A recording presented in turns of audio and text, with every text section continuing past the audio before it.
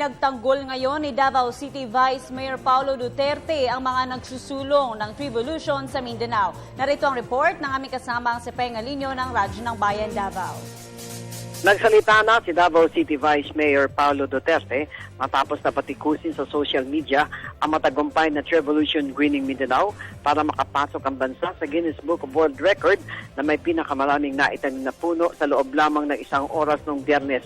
Ayon sa batang Vice Mayor na huwag na lamang anya pansinin ang mga taong sumasakay lamang sa issue na may mga negatibong reaksyon. Bagkus, masiyahan at pagmalaki na lamang ang mga nagawang positibong bagay, lalo na ang matagumpay na pagtatanim ng puno na maaring matalo na dito ang India na makapagtanim lamang ng halos 2 milyong puno noong 2011.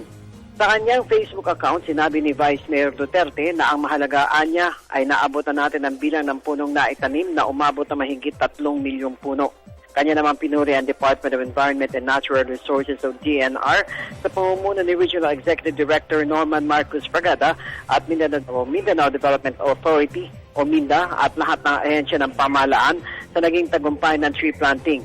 Sa Davao City lamang ay may mahigit 65,000 mga tree planting volunteers na nakapagtanim ng mahigit 1 milyong seedlings sa may mahigit 1,000 hektaryang lupain kung saan sama-samang nagtanim ang mga sundalo, kapulisan, estudyante, guro, mga empleyado ng pribado at pampublikong sektor at iba pa sa iba't ibang bahagi ng Davao City. Kasama ang representante ni Davao City Mayor Rodrigo Duterte sa katauhan ni Councilor Leo Avila, MINDA Secretary Luwalhati Antonino, DNR USEC Demetrio Ignacio at iba pa. Para sa Telebisyon ng Bayan, Peng Alinio, Radyo ng Bayan, Davao.